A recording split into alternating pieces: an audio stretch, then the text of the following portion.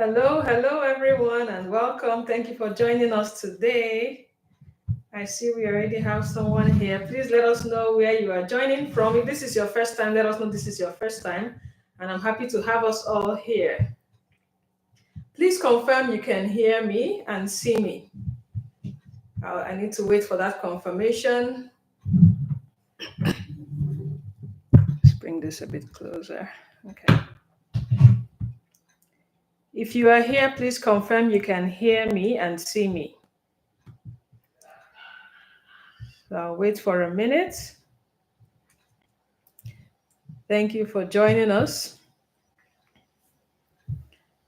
And before we proceed, I want to acknowledge that today is Remembrance Day in Canada. So I want to use this medium, of course, to appreciate all those who have served this country in one way or the other and thank them for their service.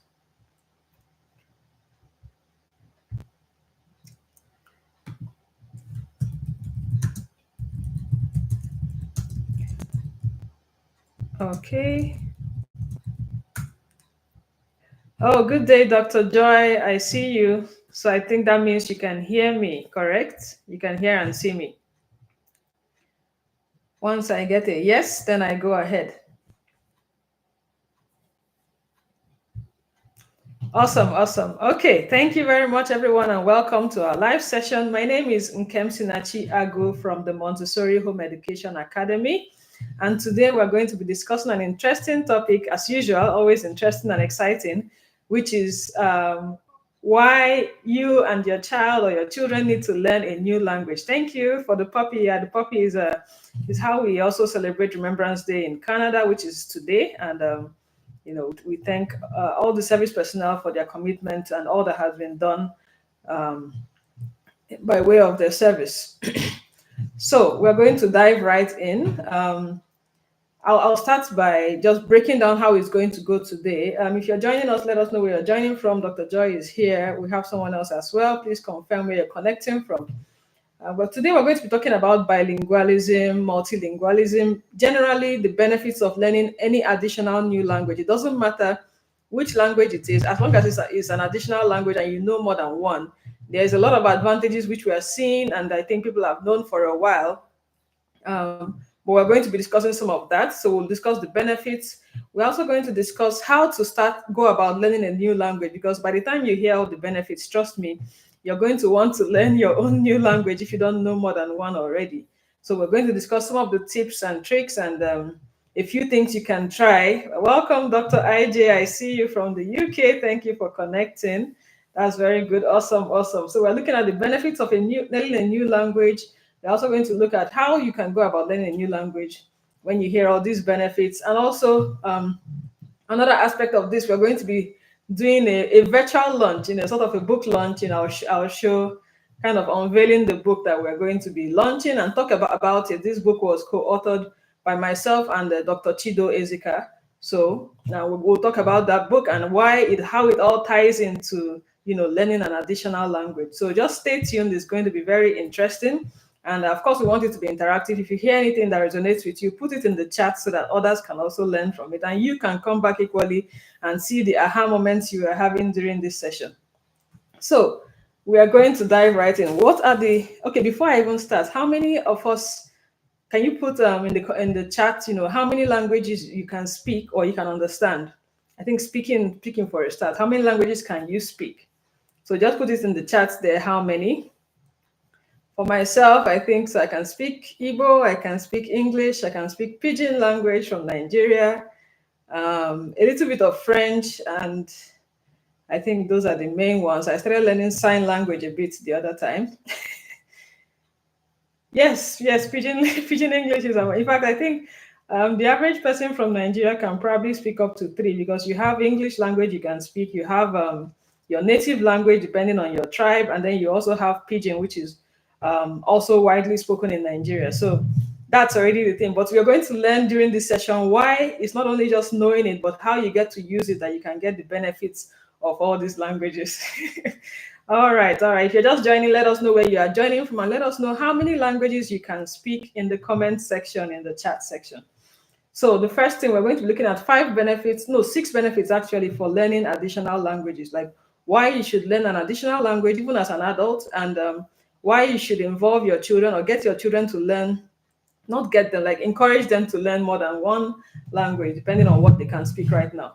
So the first advantage we are looking at is cognitive development. So I did a bit of research on this, and honestly, as why I like some of these sessions is that as I'm preparing, I'm also teaching myself, right? So I learn a lot. And the first thing is cognitive development. So it's research has shown that, that those who are bilingual, multilingual, tend to have more cognitive abilities than those who are monolingual. So one of the reasons is this: the part of the brain that has to do with speaking more than one language, the coordination that is done and all that. I think I had to even write it down: the anterior cingulate cortex as well as the hippocampus.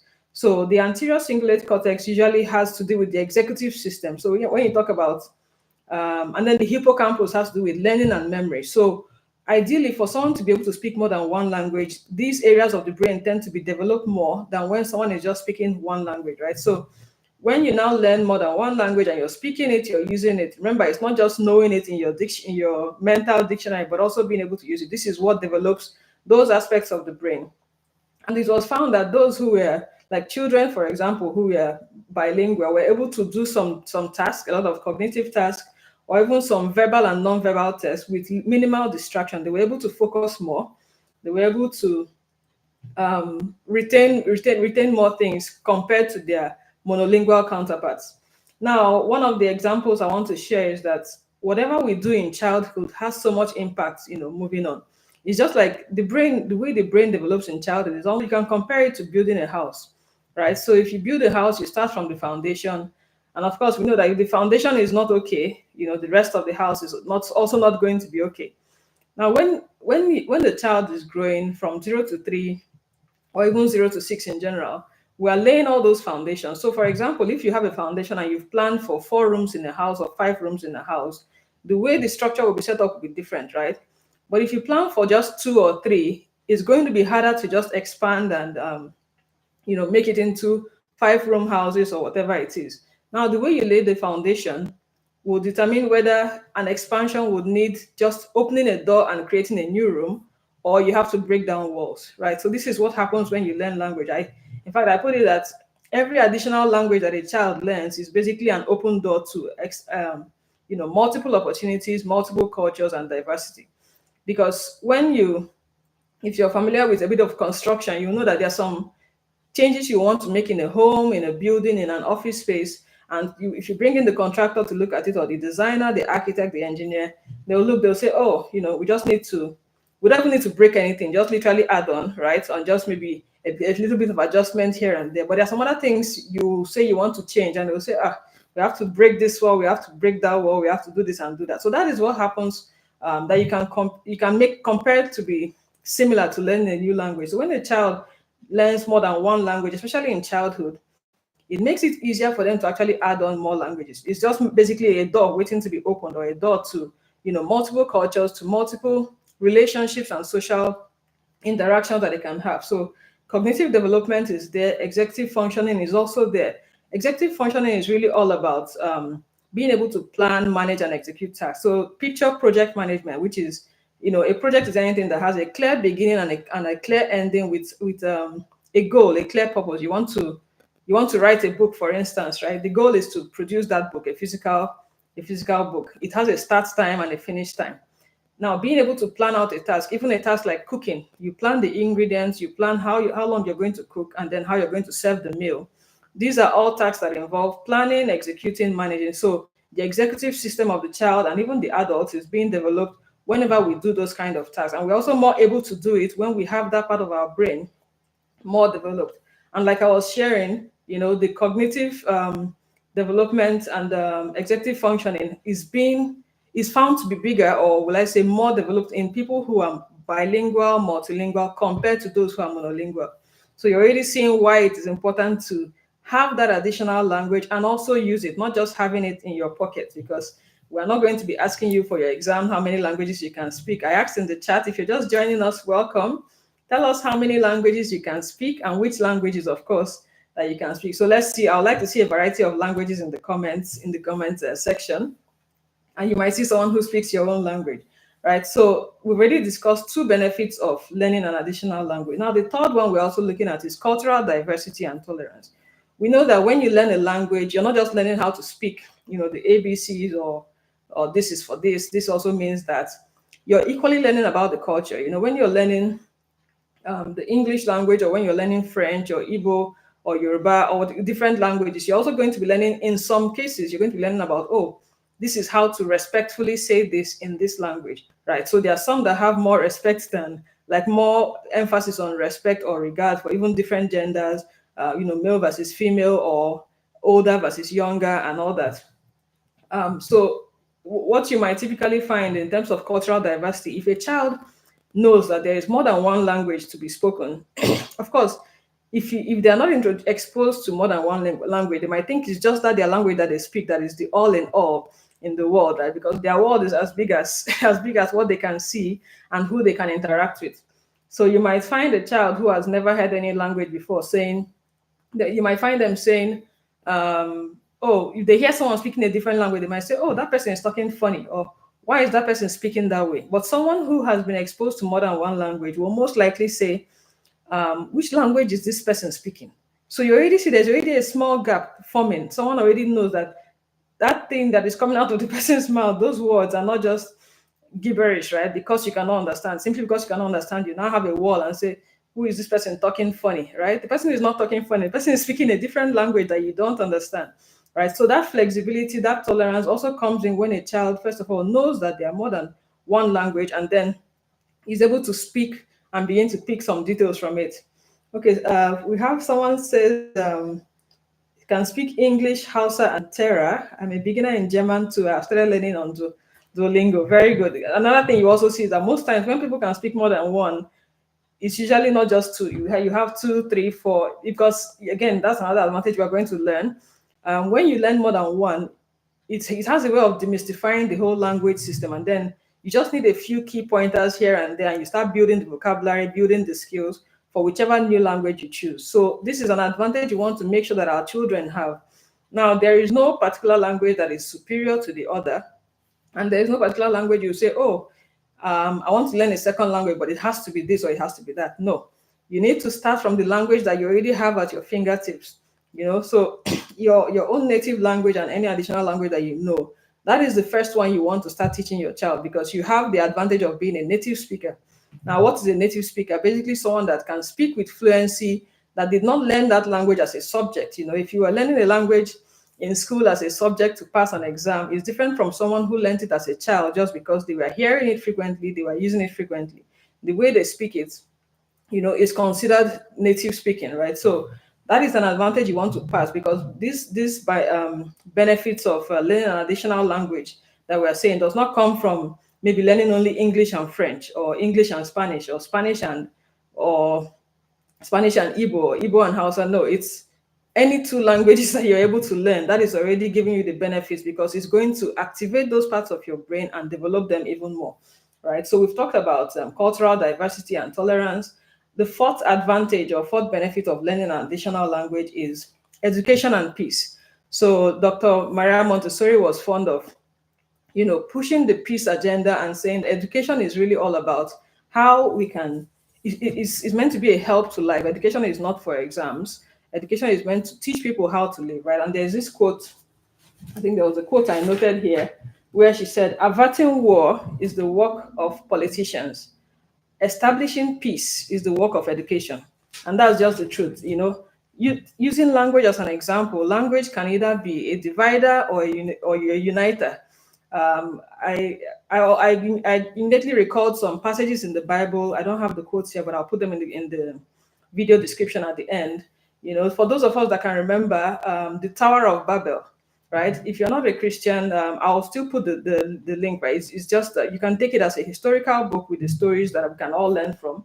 So the story of the Tower of Babel, where the people were building a tower, and then they now told themselves, oh, we're going to build this tower to go up to heaven, right? To get to where God is, and so on. And there was now diversity put in their languages, and they all of a sudden they stopped understanding each other speaking. And that was the end of their project, right? So the diversity of their languages now brought confusion and just put the project to a hold. On the other hand, we also know in the New Testament, still in the Bible, on the day of Pentecost, when the disciples were all speaking in multiple languages. So it's almost like similar situation, right? One was in the Old Testament, they were speaking multiple languages and it caused confusion. But in the New Testament, speaking multiple languages was what brought unity, and there were a lot of conversions on that day because everybody was saying, oh, I can hear them speaking my own language. I can hear them speaking, and then just that affinity. In fact, some of us will know that if you hear someone speaking your own language, even if you're just passing, even if you look at the person and you see that the person is probably not originally from your place or something like that, there's this warmth you just feel, right? So language can also be a very strong unifying factor, whether it's your original language, whether it is learned, whether it is native, whether it is non-native, right? So we want to push language education as a source of peace, as a source of cultural unification, and not disorder or discord, right? So that's why when we teach language, when we learn language, we should learn it with the mind of really understanding the people who also speak that particular language, right? So that is another benefit, right, of learning new languages. It helps us to interact with other people. It helps us to understand other people around the world that are beyond just us, beyond Babylist theory. Yeah, thank you. Oh, we have Dr. Chido in the house. Dr. Chido is the person I co-authored the book with. We're going to be talking about the book later on in this session. So please stay tuned. Thank you, Dr. Chido Ezika, for joining us. Yeah, so we're on the fourth item, which is education and peace. And now the fifth benefit of learning an additional language is the ease of learning new languages. So like I was saying, most times we find that when you know more than one language, you probably know 3 or 4. Like if you even stop and think about it, you may now realize that it's not just 2, right? It's on rare occasions you might find that, okay, a bilingual person, like someone just knows only 2 languages. Once you know more than one, it tends to go beyond 2 because you find that it's easy to layer on and build on the skills you learned from one in the other. I'll give an example. So I speak English and Igbo very well. And when I started learning French, at least more deliberately learning it, not the school type, I know one of the things that stood out to me was when they'll say, "Oh, if you're talking to your mates, sort of, you can say to like tu and es, right? So you are, or but then if you're talking to someone that is older than you, you use vu, which is vous, right? So it immediately made sense that, oh yeah, that respecting is there because in Igbo you also have how you need to speak to particular people in different age groups and so on. And then another thing, when I was even trying to pick up a little bit of Yoruba when I was staying in Lagos, in Agbara, if we look at the Igbo language, there are some words where you can have one word, but then depending on the tone marks on it, whether it's up, low, high, do, re, mi, I think whichever sounding that you use, right, it will determine how you pronounce that word. And that is also similar in the Yoruba language to the much that I have learned. Of course, I'm not an expert, but I found that I was able to pick some of it just by connecting it to what I knew in the Igbo language. So I was able to pick some of French, be able to pick some of Yoruba, just by knowing English and Igbo, right? So, and of course, there's a lot of research also showing that the skills built or skills learned from one particular language most times are very transferable to learning multiple languages, right? So these are advantages we want our children to have, and we want to make sure that they can get this from us by teaching them whatever additional language it is, as long as it is different from the first one that they have, that advantage is there, and when they get to use it. And now the sixth benefit, which is the last I will be giving for today. Of course, there are many of them. If you Google benefits of bilingualism, multilingualism, you'll see up to 10, 20. There are so many. So this is just narrowed down for the purpose of today. The sixth benefit, which is a very strong one, which is why I said this session is for all ages 0 to 100 plus. I know we have some grandparents listening to us. Shout out to them.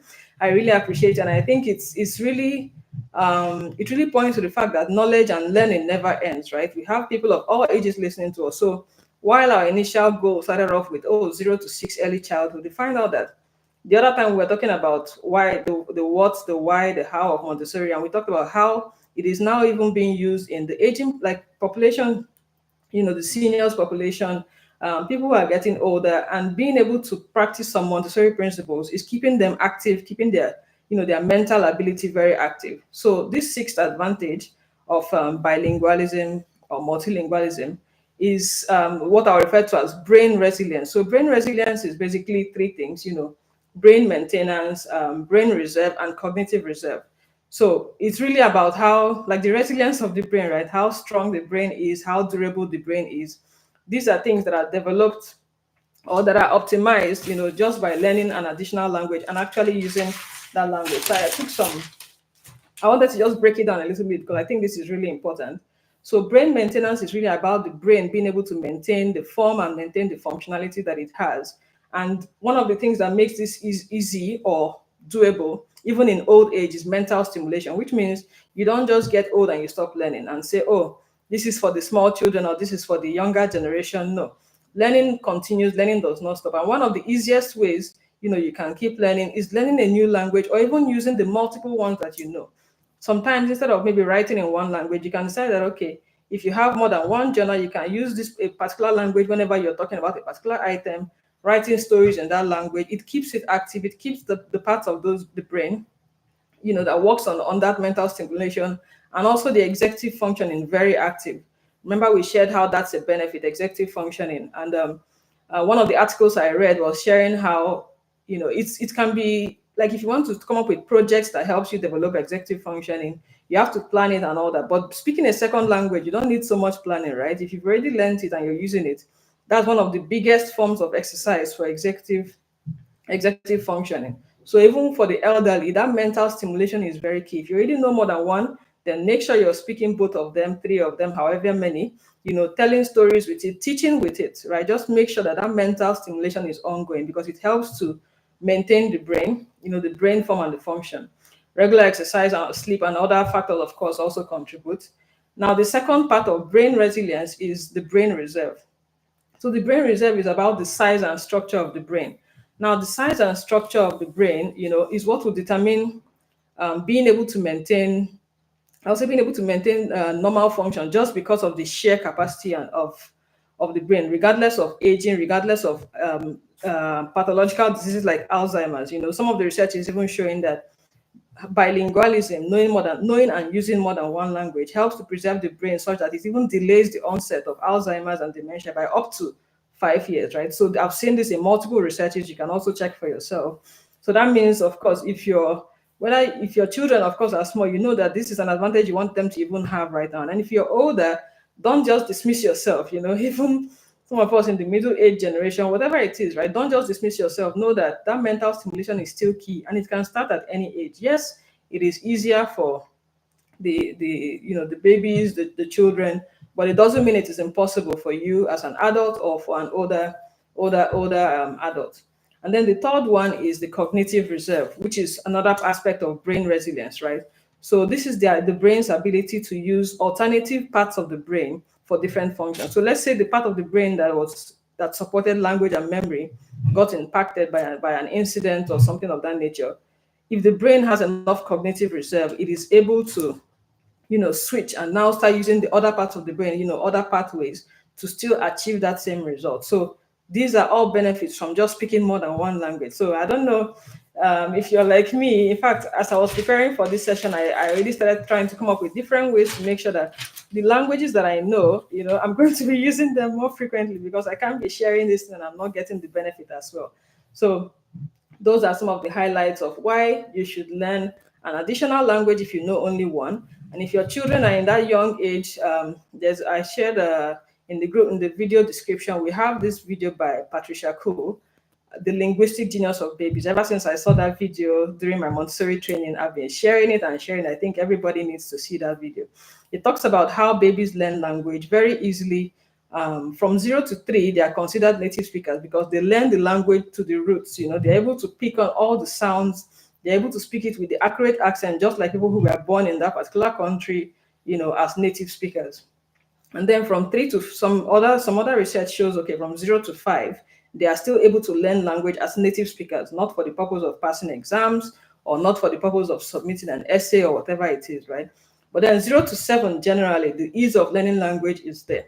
So that is why, of course, our focus is early childhood, right? My Montessori program, the home education program, we have the language aspect, which although it is focused on the English language, those who have participated will know that during the sessions, I also like to talk about how you can introduce other languages to your children using that program, right? So we want to make sure we're taking advantage of those abilities, those superpower abilities that our children have to pick language. We're making sure that they are benefiting from it, and it's helping their concentration, helping their intelligence, and helping their brain development in general. And now I wanted to also point out before we move to the next section, which is how to, okay, actually we'll discuss in the next session. So we're going to see how can you start learning a new language, because I know if you have heard all these benefits, whatever your age is, if unless for any reason, you probably want to now make sure that you are using your multiple languages, or you are learning a new one, no matter how short or how simple or what aspect of the language that you can pick up. So the 5 ways to learn a new language. One of them is person-to-person conversation. Now, this is very key because a lot of the time we might just default to, let's just go on the screen or put the children on the screen. Again, if you see the video that I linked in the description talking about how babies learn language, you know that the screen does not teach any child any language, right? The research, the study that was done with the babies, they had somebody come in spend a short time with the children for 12 sessions, reading a book to them in I think in a particular language, I think Japanese, or I can't remember the exact one. And then they compared it with a baby who was put in front of a screen, listening to that same language for the duration of time for 12 sessions. The child didn't learn anything, right? But for the one that was having that one-on-one conversation, was able to pick it up, right? Pick up the language. They also tried doing just audio with the child still looking at the screen. There wasn't any learning taking place. I know sometimes we might have all these videos, we'll say the child is learning the ABCs, the child is learning this, but the truth is, I'm yet to see the child or hear about the child that's learned how to sing ABC, just A B C D, and then they started reading, right? Or they started understanding the language. That is not how language learning is done. They might just repeat what they hear, but language learning actually comes from watching you speak, seeing you. So sometimes you don't even want to just be speaking behind their back, right? You have those connection periods, that serve and return, where you listen to what they say, you repeat those sounds that they make. This is how language learning happens. So if you already have more than one that you can offer to your child, make sure that when you speak it to them, you're doing it face to face and not just putting them on the screen. If you need to use the screen, it should be as a tool for you to get some basic, like sometimes I even kind of teach my daughter a little bit of French. My daughters, we have some French classes. I basically try and learn some things, then I get the pronunciation and I speak it to them because I know it is more beneficial for them to hear it from me. Whatever accent I'm using to speak it, it's more beneficial for them to hear it from me than to be looking at the screen, right? The distraction that comes from the visuals, and even just the way the mouth is moving on the screen can never be the same with watching you speak and even seeing, feeling your expression, your body movement. Language is not just repeating a series of letters or a series of words, right? So person-to-person conversation is very, very key. Now, the second one is using songs, right? Again, songs is another one that we tend to get tempted to just put on the screen. They can listen to songs from the audio, but more importantly is singing along with the audio. When you find out that there's some songs you might hear, you're enjoying it, but if you're just trying to sing along, hum along, you may never really get the wordings, depending on how it's just being all smooth and fancy, right? You might be just be humming along, but you don't know the wordings because the way songs are. Okay, welcome. Okay, I see Lucy. Welcome, Lucy. So the way that the songs play, we find that unless you're really tuned into it or you're familiar with what the person is trying to say, you might actually not get the wordings except you see the lyrics written somewhere, right? Sometimes it's even depending on learning style. So you want to make sure that even when you're playing all these songs, if you're learning it in a different language, try to get the lyrics from somewhere and then sing along with those lyrics. Again, hearing you physically singing is several times more effective than just cramming the tune of the song and you say, oh, they've learned that language, right? But songs are a very good way to pass language across. Now, the other one is having books in different languages. So one of the things I noticed, I think there was a French book, I don't have it here with me, but it was talking about, it showed pictures of people doing certain things that are everyday life things. And by seeing those pictures, if they tell you that, okay, this is I think one of them was je mange mon petit déjeuner, and I saw somebody eating like bread and eggs, so I could already guess. Okay, it means eating breakfast. I already know that mange is to eat. I know je is I, petit is small, then déjeuner, somehow connected, right? So, but just being able to have some books, even you might not be a speaker. But then if the book is simplified in a way that you can see the picture, you know what the picture means in your own language, and then you see a translation or the word in that new language, it's easy to pick it. And then for children, you don't even need to be telling them this is this in this language and this is this in that language. That is just unnecessary because it's what an adult may need. But for the child, if you tell them a ball is if you call a ball by the name like an English name, that is fine. If you call it by a different name, they'll say, okay, ball is going by two names, right? It doesn't cause confusion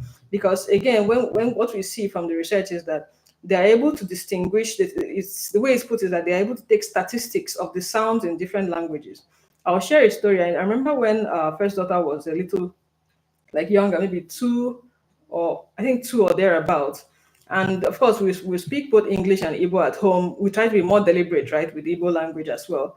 But we were never speaking it as often as we would have hoped. However, even with the ones we were speaking with her, I think one time it was either a song we were singing or something like that.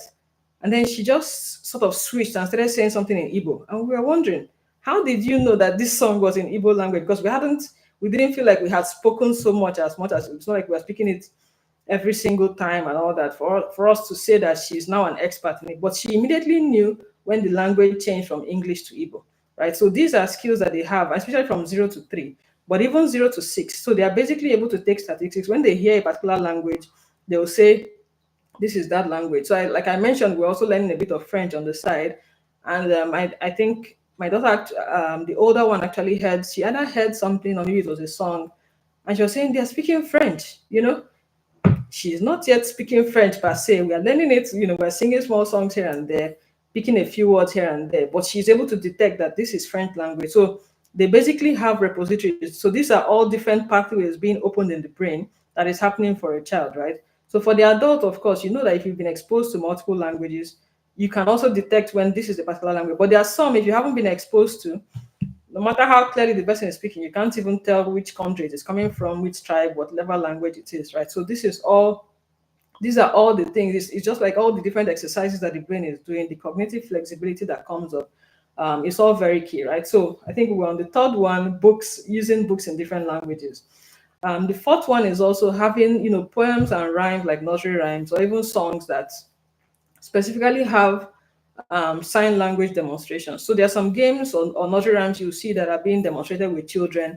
If you go for some of these early childhood programs, and you see that the hand movements are actually sign language corresponding with what is going. I think one of them was the itsy bitsy spider. I forgot to learn the sign, but the sign that goes with it actually refers to spider or this one.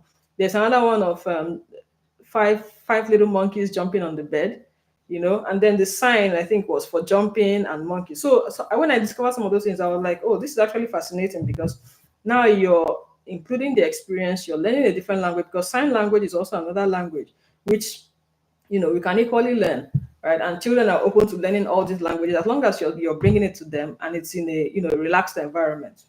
Now, the fifth way you can begin to learn a new language, even if you haven't started before, is physical items and experiences. So one of the easiest ways is in the middle of a situation, like if you go to visit the zoo, for instance, and you know that, okay, a lion is called this in a different language, right? You can, instead of saying lion, you can tell your child, oh, look, and you said the name of the animal, right? So in Igbo it's Odum. You can say, look, Odum, or Lekwa Odum. I think there was a picture, another funny story, at least for us. My daughter saw a picture of a tiger, and I said, look, Lekwago. So Ago is tiger in Igbo, and our last name is Ago. So my first daughter now looked and said, you mean we are tigers? So I was like, well, we actually laughed about it because she now said, okay, so I'm mommy tiger, she's daughter tiger. It was very interesting. So but I didn't bother explaining that, oh, this is tiger, this is ago. I just said, oh, lekwago, ago, point at the picture. So the same picture, sometimes you can say it's tiger, sometimes you can say it is, you say the native name for it. So I think eventually I explained to her that, sometimes with names, it doesn't mean that you are that thing, but it means you are like that thing, like tigers are courageous, they are fierce, they are this and that, right? So that was, I think we'll be going into parts of speech, or is it like simile or some of those things anyway. But I think I found that very funny. Another one was The younger one, the one that is 2 years, when she was about 1 or even less, if we see birds outside, I'll say, no, no, no, no, which is the Igbo name for birds. I didn't even say this is bird, bird is no, no. That's it, to turn it into an academic process, right? I just pointed and said no, no. And then the next time she saw it, when she started talking a little bit more, she will, if she sees it, in fact, I don't know if that's why she now likes birds so much. Once she sees it, she's always excited. No, no, no, no. At the point, she started saying, no, no, bird. And it's not a big deal. Someone might say, oh, that's confusing. There's a lot of research showing that some of all those things that look as if they are confusing two different languages, it's just them getting everything settled. It does not spoil anything. It only has advantages in the long run. They're able to filter eventually that this is in Igbo, this is in Yoruba, this is in Hausa, this is in French, this is in English, right? They have that capacity, especially at that young age, right? So using physical items, physical experiences is one of the best ways to introduce a new language. So even you, by yourself, you can learn that a particular language says this, and then you use that to now start saying it with the child, right? I know I've been learning French for quite a while, but I think one of the most French I've learned has been when I started learning alongside my daughters, right? So we'll have some simple worksheets, and they'll say, "Oh, this is maybe this is the word for rabbit on lapin," and then we'll not be playing with it, right? Or there's a song with the French teacher, Madame Amy, in the program that we join. So she'll be saying marche, marche, and the children just be matching, matching, matching.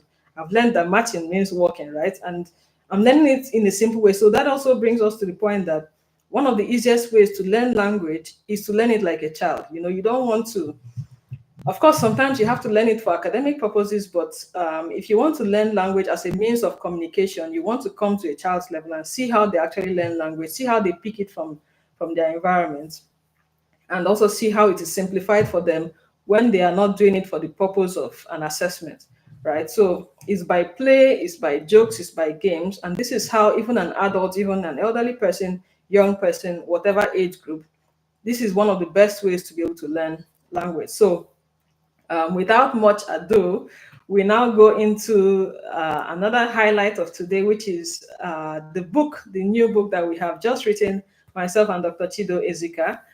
So you know me probably, but if you're joining for the first time, you may not know me. My name is Nkem Sinachiago, and I'm a certified Montessori educator. I have other backgrounds, but really this is my focus. And I've done my training for 0 to 3 and 3 to 6 year olds.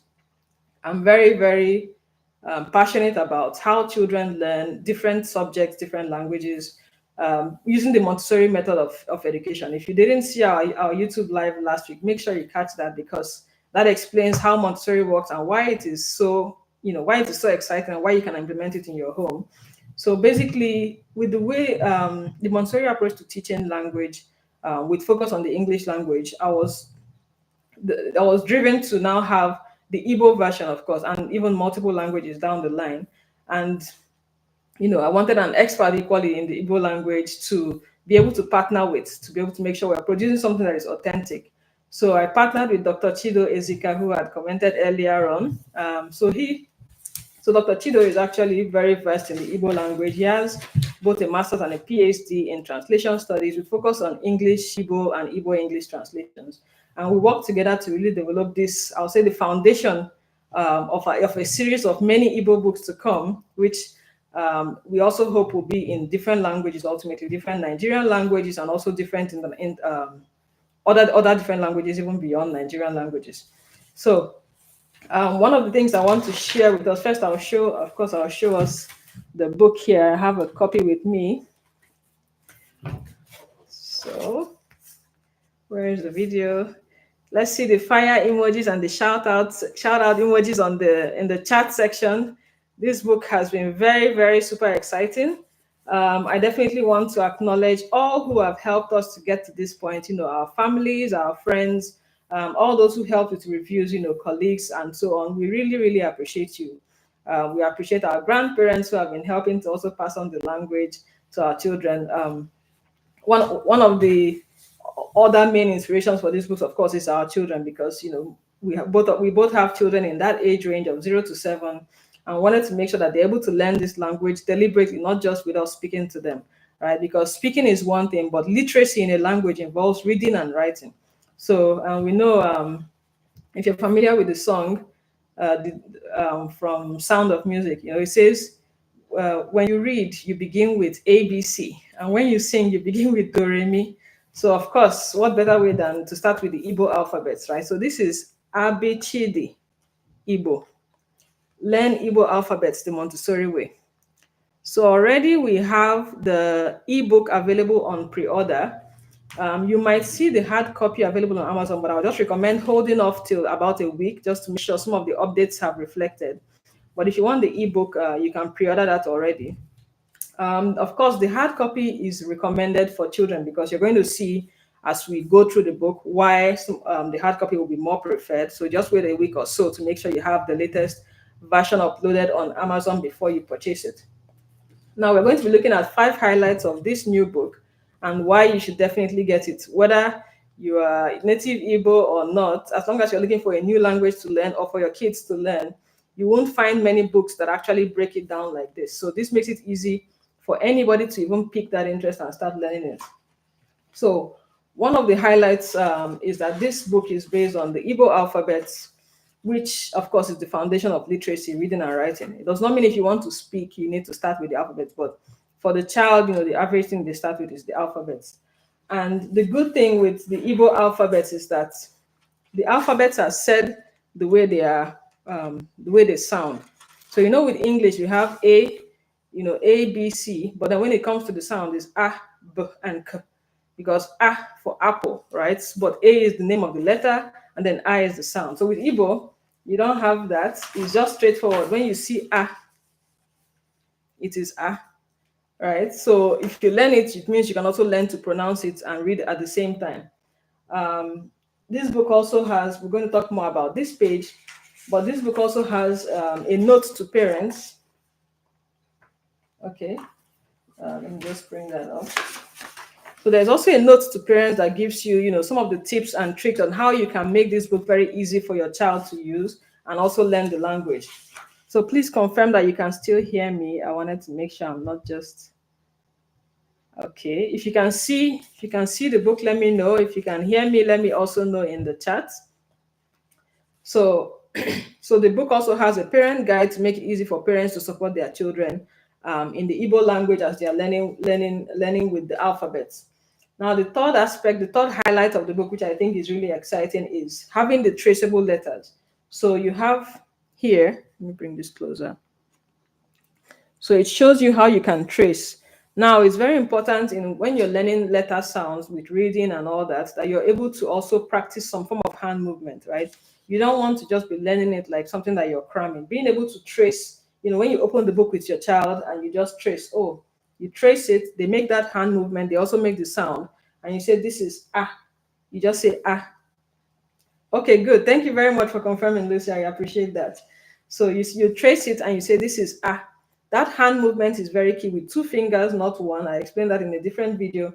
But basically, using 2 fingers makes it easier to be able to transfer that skill or that movement to a pen, right? You hold a pen with at least 2 or 3 fingers.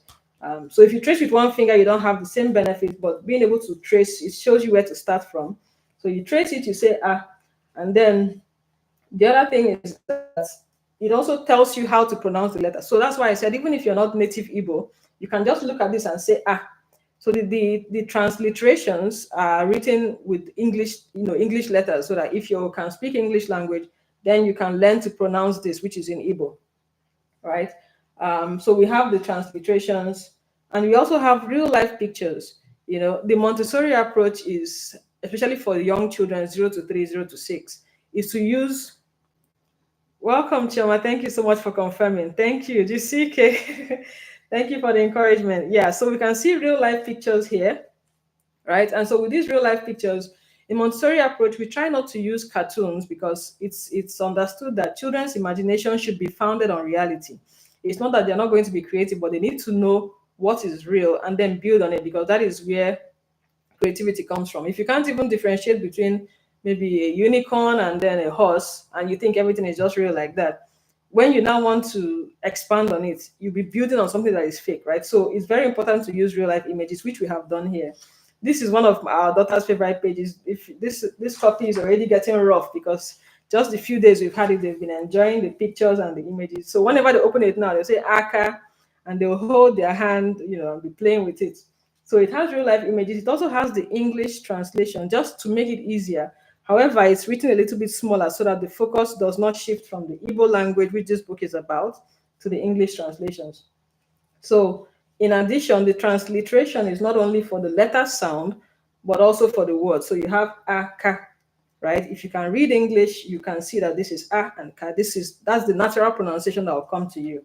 Now, most books nowadays, especially for children, try to include all this to make sure that they can help themselves, and even the parents can now sound it out. I know I was reading, was it Dora? It was Dora the Explorer book I saw, and at the back of it, it had Spanish transliteration. So we were able to sound out some of the words that were there to make it easy for us who didn't even know about speaking Spanish to be able to pronounce those words. So that is one of the things being done here. Now, another favorite page is Bolo. So our second daughter, the one that likes to say no, this is another page. Each time she opens it, she'll start jumping ball, and she also likes to play ball anyway, or to throw balls around. I marked another page which points out. So this one has and the word here is tour. Again, I kind of looked for trouble with this one when I was reading with my daughter, because when I now said tour, throw, she started throwing everything. So, but the good thing here is that when we were working on this book together with Dr. Chido, of course, we're able to come up with not just words that had those letter sounds, but words that began with those letter sounds, because being able to start with those letter sounds is what will help them to really internalize that, okay, this is what this sound makes, right? So this is t, right? You trace it, and this just says t. You also want to avoid adding unnecessary sounds at the end of a letter, because this is t and not t. Because if you say to, then when you now have a different word like maybe tinye, then the child will now pronounce it as tuinye. So you want to make sure that t does not have any additional sound at the end, and then you can now practice. If you have tour, just make sure that you're doing it safely. You don't go and start throwing things that will break, but allow them to be able to practice those movements that as they're seeing it. I'm sure they've already, like now, they all know tour, they know that it's true, Another aspect is using the tone marks. So here you can see these tone marks pointing down.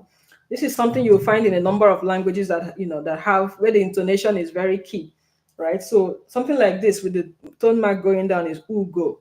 Now I working with Dr. Chido on this. He also pointed out how tone mark can be kind of an advanced step, right, for grade level and so on. So it's not something you start emphasizing with your 0 to 3 or with your 0 to 3 year old, right, or someone in early childhood saying, okay, you must learn this now. However, because it's already here, we wanted to make sure that as much as possible we show the full, the real picture, the real words, and then they can begin to get exposed to the fact that, okay, there are marks like this, and you can joke about it and say, oh, when it goes down like this is how it sounds. This is go, pointing down. And if you have one, I think aka is one that has everything going up. So aka, so the sound goes up like that, right? So these are things you can just introduce gradually without pressure, without force, with no assessment or test in mind, just for the purpose of enjoying learning. And then at the end of the book, we also introduced so the pictures are really beautiful. I think that's one of the exciting things about it. At the end of the book, we also included the Igbo alphabets. One thing I equally wanted to point out is how, with the Montessori style, we use a sort of color coding, right, where the vowels are written in blue and then the consonants are written in red or pink, right? So this also helps you later down the line, because this book, they are going to hold it for a long time. As long as you're learning that language or you're speaking it, this is going to be a foundational book that the child can always reference, right? So they can come back and see, okay, these are the vowels. How many vowels do we have? How many alphabets do we have? We have 36, which they can count. Of course, don't just give them the answer like that to make it uninteresting, and don't just quiz them. If you have listened to our video on quizzing questions and wondering questions, you want to make sure that this is interactive and interesting, right? So yes, so that's really, it's very good, a very good book. Of course, I'm biased, And Dr. Chido also here is biased as well on saying this is a good book, but I would say it's already child approved. Our kids at home, because of how excited I was to even get them started on using it. We had printed the manuscript copy, but with this one already, this is something they pick every day to read. So if you're Igbo, or if you're learning to speak Igbo, or if you're looking for an additional language to speak, this is definitely a good start for you, right? Eventually, we're going to still do a separate video where we just go through reading the book one at a time, going page by page, so that if you get, when you get your physical copy, if you have any difficulty pronouncing some sounds or whatever, you can just come and listen to that video from start to finish and say, okay, this is how this is pronounced, this is what you do. So we'll do like a joint reading, right? I'll do with myself and Dr. Chido on the book, so that you can just click on that video and get a full reading of the book. But for today, the recommendation is just you can pre-order the ebook, especially if you know that you won't be able to get the hard copy either way, because it's just on Amazon for now. But for the hard copy, please hold on for a week thereabout. Of course, if you follow our channel, you will know when it is fully launched and fully live. Let me know in the comments if you have any questions or what your thoughts are on the book so far. Before we go, I wanted to share something with us. So one of the ideas that came while using this with our daughters, but then with the 2-year-old in particular, when we open the page that has this, because we have this alphabet, these are magnetic foam letters, right? So I think she got the idea to now pick the letter and try to match it, although the color is not matching, so this may not be ideal, but she would basically pick it and then try to match it on here. So something we're offering to anybody that buys the book is that we're going to be having flashcards that you can print and now use as an activity for your child to be able to match it to the book. So as they are reading, they are able to match it and say, oh, this is this sound. They can throw the letters, at least because it's a printed letter, they can throw it. You can laminate it so that it's easy to throw and it's not going to spoil easily. You can now even play games with it. So okay, pick a card and say something that starts with that sound. All right, so those are some of the things that we can try out. So when you purchase the book, I put my email in the video description. Just send me a copy of your receipt, and then you'll be put on the list to receive some. We have some bonuses for those, just as part of launching this book. All right, some bonuses for those who will make a purchase, so that you can have more resources to support you even beyond the alphabet, pending when we begin to produce some other interesting series that we have coming on. So I think that is where we will end it for today. Thank you so much, everyone, for joining us. Any questions, please feel free to ask.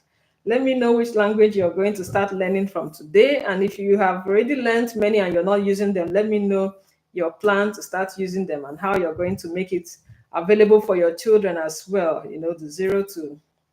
The 0 to 7-year-olds that we have. Of course, the ability begins to reduce after 7 years, but it does not just disappear, right? It's still there. We have the 8 to 10 still a bit on the high level. The 11 to 15 is dropping a little bit. 17 to 39, another category, right? But it does not mean it's impossible. I've already started picking some languages, even in my adult age, right? So this is to encourage us to use the multiple languages that we have. If you're a senior as well, you want to make sure that you're using those languages, you're writing stories with it, you're telling stories with it. You're preserving the language. The best way to preserve language is really to teach it to babies, because babies learn it as native speakers. They can learn as many languages as we throw at them, at that early age. So let's just make sure that we are doing that. Okay. So I'm just checking. Please confirm you are still here. I see people are still here, but I just want to make sure. Let me know what was your biggest takeaway? Any question that you have, please let me know. Okay. So thank you everyone once again. And I think we will be wrapping it up here. If you have any questions, if you're in our WhatsApp community, feel free to ask there. You can put it in the comments. Share this video with your friends and family. Let them know that they need to start learning a new language today. And if they can speak more than one, they need to start using it from today, of course, right? Check the video description. There are a lot of links I put in there for you to learn more about bilingualism, multilingualism, and how you can begin to use it to your advantage and to your children's advantage, and even to your parents, parents, grandparents. This is for you. Make sure that you are preserving your language, make sure you're speaking it, make sure you're teaching it, keep the mental stimulation going regardless of your age, and the benefits are there. Research has proven it. Um, yes, and so that will be all for today. Take care, everybody. Thank you for joining us, and bye bye until next week. Just look out for the timing. We might be meeting earlier at 1 p.m. Eastern Time instead of 2 p.m. So please check the flyer when it comes out for next week's topic. If you haven't signed up for our Montessori Home Education Program 2025, do not miss it. We have the early bird pricing still on. That's about 88 card till December 6th. So do not miss that. After that, the price goes up to the full price. So check out our website in the video description, and I'll see you all next week. Take care and bye-bye.